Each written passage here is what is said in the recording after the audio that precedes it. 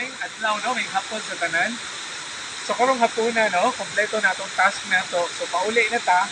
So thank you Lord no kay nakaagi ta diri no. Naragya pud no sa may barangay. Part gyapon ni siya sa may bulok-bulok.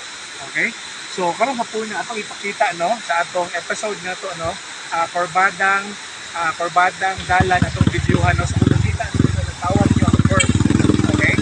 Ang curve nga dalan, korbada nga dalan no. So pasaka siya no, uphill. Ang diri sa kilid makita nato na yung mga slide.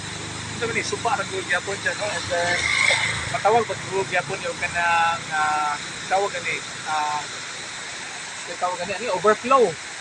No, overflow. Okay, so muna, nga atong gipakita ko, hopefully na ma-enjoy mo no nga ato ning gi-featured garon. So naka part no sa may bulok-bulok. Okay?